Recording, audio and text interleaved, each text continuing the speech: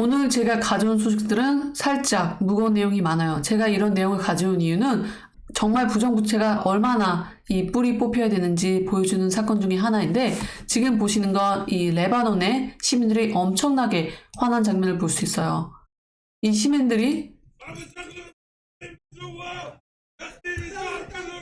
열심히 일해서 번 돈을 또 은행이 화폐가 없다라고 해서 지금 인출이 불가능한 상태. 그래서 많은 시민들이 불평을 하고 계속해서 반란을 일으키고 있다라는 거죠. 레바논 같은 경우는 지금 당장 일어난 사건이 아니라 한 몇 달 전부터 이런 흔적이 보였었어요. 인출하려는데 뱅크가 고장이 났네. ATM이 인출 기계가 약간 고장이 났네. 이런 식으로 흘러가다가 이제 인출할 화폐가 없다라는 거죠. 레바논 같은 경우는 이 부정부패가 약간 심한 나라 편에 속하는데, 고위 간부직들이 계속해서 돈을 주머니에 넣어놓고 이 피해는 시민들이 본다라는 거죠. 지금 보시는 은행이 약 6번째 레바논에서 계속해서 사람들이 화를 표출하고 있는 걸 볼 수 있는데요. ATM 그리고 은행 직접 내에서 화폐를 인출할 수 없다. 굉장히 억울할 것 같은데, 아니 내가 열심히 일해서 번 돈을 인출을 할 수 없고 그 돈이 당장 쓸 수 없다면 이 시민들 입장에서는 굉장히 큰 화를 낼 수 있죠. 지금 이 남성분이 하는 말은, 야, 이 레바논 사람들아, 무엇을 기다리고 있냐. 지금 뭐 권력 있는 인간들, 마피아 이런 사람들한테 우리가 권력을 찾아야 된다. 싸우자. 빨리 항쟁을 해야 된다. 라고 계속 하소연하고 있어요. 인간 권리가 어디 있냐? 우리는 전기도, 물도 아무것도 없다, 이 나라에. 그들은 그저 궁전 같은 저택에 앉아있지 않냐? 그들은 우리를 양으로 보고 있다. 우리는 우리 인생의 가치를 묵언하지 않을 것이다. 가만히 있지 않을 것이다. 라는 거죠. 그래서 이 은행이 6번째로 많은 사람들이 계속해서 이 화폐 고갈 사태로 많은 불편함을 겪고 있다라는 거죠. 이렇게 환율이 제한되고 있다는 거, 우리가 음식, 의료기관, 또 요금, 빌 이런 것도 낼 수 없는 상태이다. 이런 사람들 때문에 우리가 정말 큰 피해를 보고 있고, 몇몇 사람들은 백만장자인데 이 사람은 당장 주머니에 단 1원도 없다. 믿고 맡긴 은행에서 단 1원도 인출할 수 없기 때문이다. 은행이 이렇게 부정부패를 저지를 수 있는 이유는 이 부패된 정치, 기관 이런 것들에 대해서 혜택을 받기 때문에 정말 부정부패를 이루기 쉬운 그런 시스템이다라고 하소연한 걸 볼 수 있어요. 지금 이렇게 나이지리아, 레바논 점점 이 화폐 부족 사태 그리고 중앙은행이 힘든 시기를 지나가고 있다라는 걸 볼 수 있어요. 하지만 지금 미국 같은 경우도 안전하지는 않다라고 생각해요.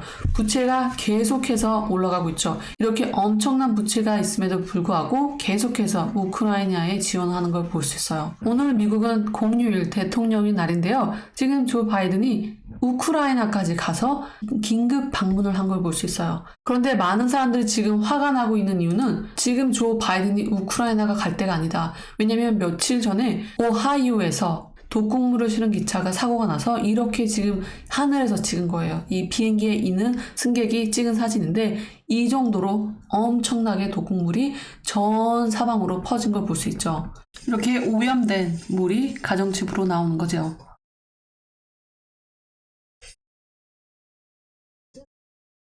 정말 심각한 수준인 걸 저희가 알 수 있죠. 그래서 이 사건 때문에 계속해서 이 사람들이 우리는 큰 재앙을 겪고 있다.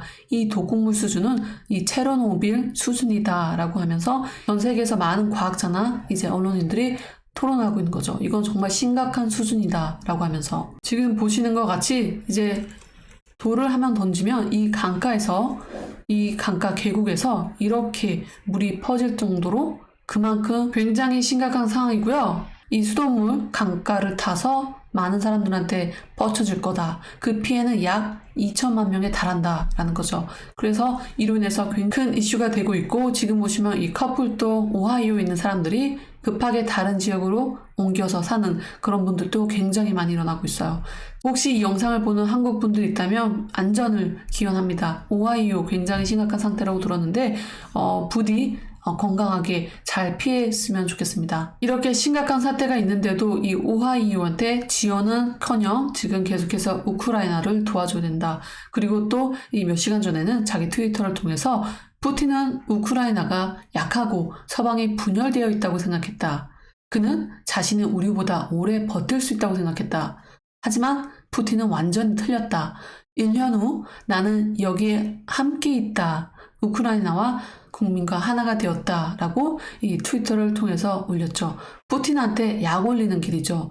또 하나 전쟁을 부추기는 거 부대통령 카말라 해리스인데 나 오늘 직접적으로 말할 수 있다.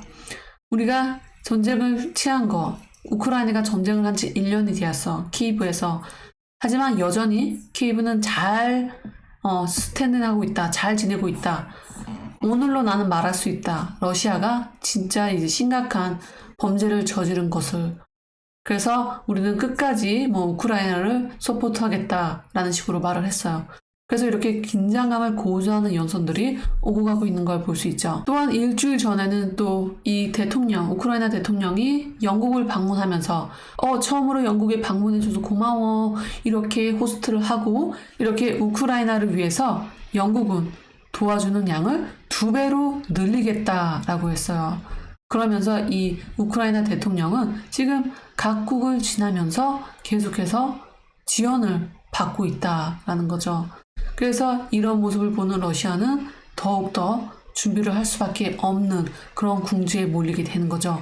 하지만 이런 상황에 대해서 좀 더 비판적으로 목소리를 내는 사람이 있어요. 데이비드 싹이라고. 이 사람은 투자자 그리고 사업가 일론 머스크가 예전에 페이팔을 함께 창립한 사람이기도 한데요. 이 사람이 이렇게 말을 했죠. 지금 이렇게 계속해서 긴장감이 높아지고 있고 하지만 한 가지 기억해야 될 거는 이 러시아는 미국이나 이 조약 동맹국을 공격한 적이 없다라는 걸 우리는 기억해야 된다. 우크라이나에서 우리가 하는 모든 일은 선택사항이다 라고 말을 했어요.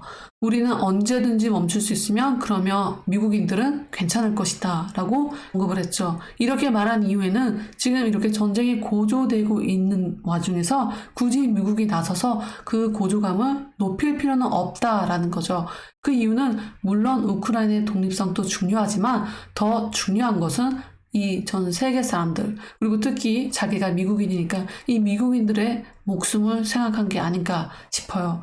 이 전쟁 만약에 3차 세계대전이 일어난다면 정말 끔찍하게 세상에 살아남는 사람이 몇몇 안 될 정도로 이 벙커를 아주 깊게 파지 않는 이상 정말 심각한 상황을 불러일으킬 거란 말이죠. 지금 보시는 건 미국의 국무부 장관인데 저번에 이 차이니스 풍선이라고 그랬어요. 차이니스 볼륨이라고 이 미국 쪽에서 주장하는 스파이 볼륨 때문에 내가 계속해서 중국 쪽한테 요구를 했다. 만나자고.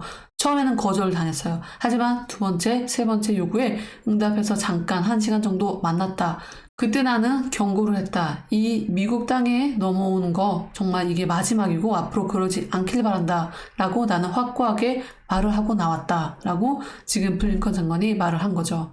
그래서 중국 쪽에서는 아무리 그게 날씨를 측정하는 풍선이다 라고 해도 우리 땅에 넘어왔고 또 그건 스파이 볼륨인 것 같고 그래서 우리는 크게 경고를 줬다라고 했죠. 만약에 다시 한번 그렇게 이런 일이 일어난다면 가만히 있지 않을 것이다 라고 말했고요.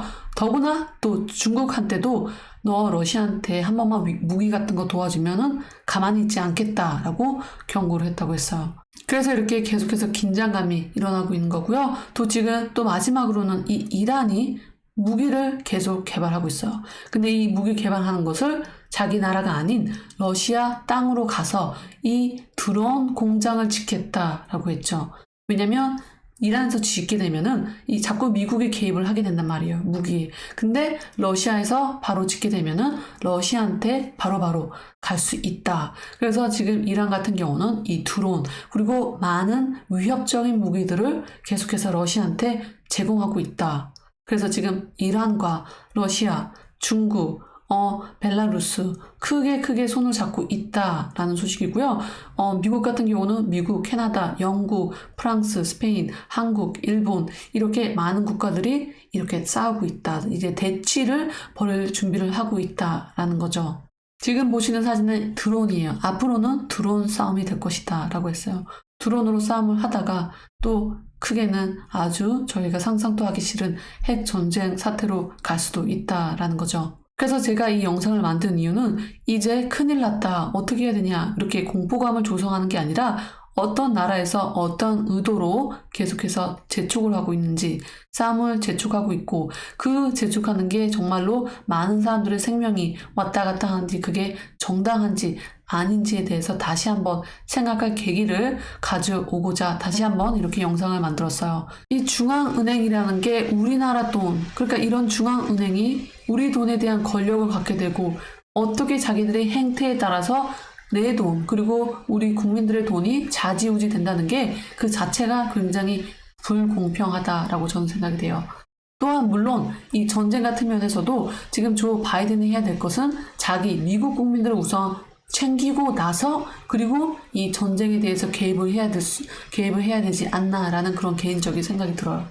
물론 다른 나라 전쟁, 다른 나라 권리를 도와주는 게 옳지만 지금 현재로선 미국이 그럴 입장은 아니지 않나라는 생각이 들어요. 그러한 이유에는 부채가 엄청나게 고고행진을 하고 있고, 그리고 두 번째로는 이 오하이오 계속 최악의 재앙이라고 있는데 거기에 대한 언급도 없이 지금 우크라이나에 이 미국 대통령의 날을 맞이해서 우크라이나에 가 있는 게 살짝 아이러니한 상황이 아닌가 싶어요. 그래서 만약에 이런 식으로 상황이 계속해서 이루어진다면 이렇게 궁지에 몰린 러시아가 정말 어떻게 뭐라도 할 낀 셈처럼 보이는데요. 지금 보시면 러시아 해군 핵 잠수함을 높은 수준 전투에 이제 태세로 전환했다. 러시아 또한 전략 폭력기 우크라이나에서 더 가까운 공군기지로 옮겼다라는 거고요. 러시아도 다음 주에 조 바이든이 폴란드를 방문할 예정인데 여기에 맞춰서 대규모 핵훈련을 실시하겠다라고 했어요. 그래서 이런 식으로 간다면 러시아 입장에서는 너희들이 날 궁지로 몰아넣고 있으면은 단 한 가지 방법밖에 없다라는 거죠. 그래서 이렇게 전쟁이 절대 일어나면 안 되지만 이렇게 궁지에 몰린 사람이 물불을 안 가리듯이 러시아도 어떻게 다음 행동을 취할지 주의를 기울여야 한다고 저는 생각합니다. 그래서 영상은 조금은 무거웠지만 저희가 분명히 알고 있어야 될 그럴 과제가 아닌가 싶습니다. 그럼 오늘 영상은 여기 마치고요. 영상이 조금이라도 도움이 되셨으면 좋아요, 구독, 알람을 통해서 구독해주세요. 감사합니다.